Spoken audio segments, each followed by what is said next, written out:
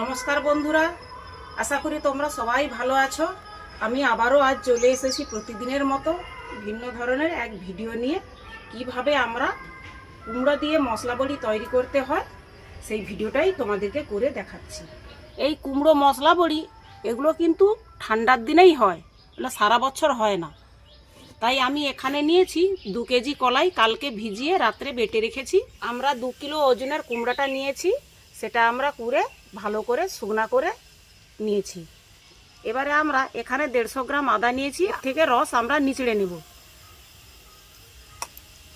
এতটা রস রসে রাখলে কলাইটা নরম হয়ে যাবে।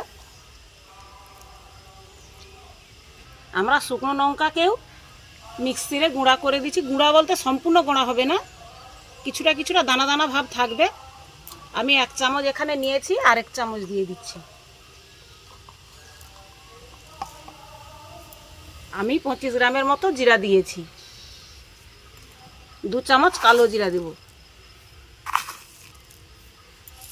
মৌরিও দেব 2 চামচ। 1 চামচের মতো 5 ফোড়ন নিয়েছি। এতে আর কোনো মশলা দেব না, এই মশলা দিয়েই আমরা বড়িটা করে নেব। বন্ধুরা, আমরা কিন্তু এরকমভাবে একটা পাটা নিয়ে নিয়েছি। পাটার উপরেই আমি বড়িটা দেব। তোমাদের কাছে পাটা না থাকলে চালাতেও বড়ি দেওয়া যায়। আমি একটু এভাবে তেল মাখিয়ে নেব পাটায়।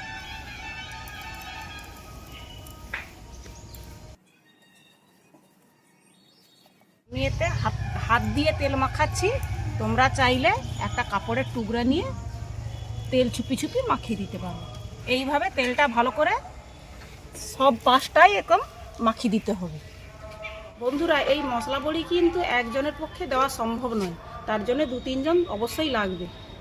একজন দিবে, 2-3 জন ডাবলে তাহলে 2 কেজি কলাইয়ের বড়ি 2 ঘন্টার মধ্যেই কমপ্লিট হয়ে যায়।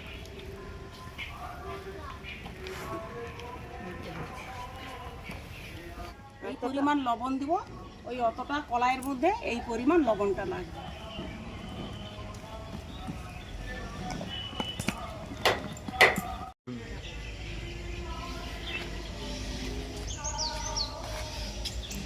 আমি কিন্তু এরকম হাত গলিয়েই বড়ি দেই। অনেকে বাটি কেটে দেয়, আবার চঙেও দেয়।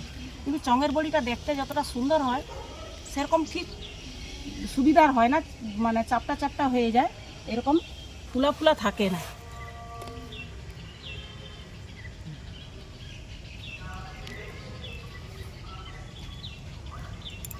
তবে তোমাদের যেটা সুবিধা হবে সেই রকমভাবেই দেবে। আমার মনে হয় এটাতে বড়ি সুন্দর দেখায়।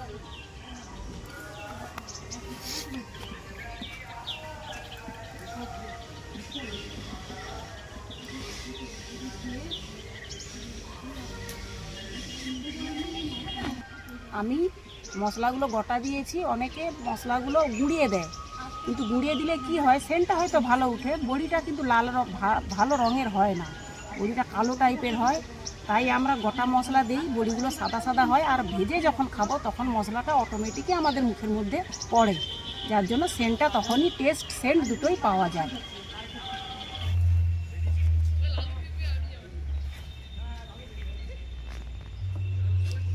তো বন্ধুরা, আমরা কিন্তু পরের দিন চলে এসেছি।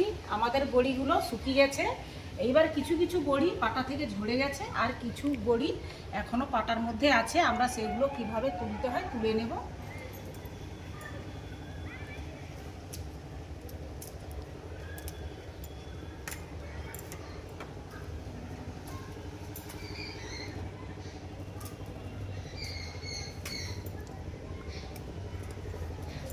তো দেখো বন্ধুরা, 2 কিলো কলাইয়ের কত বড়ি হয়েছে, আর বড়িগুলো বাতাসার মতো একদম সাদা, খুব ফলকাও হয়েছে। এই বড়িগুলো কিন্তু খেতে খুব ভালো লাগে, এতে মশলা দেওয়া থাকে। তো নকশা বড়ি টড়ি কেউ কেউ পছন্দ করে না, আবার কেউ কেউ পছন্দ করে, কিন্তু এই বড়ি সবাইয়ের পছন্দ হয়, সে একটা ছোট বাচ্চা থেকে বয়স্ক লোকের সবার।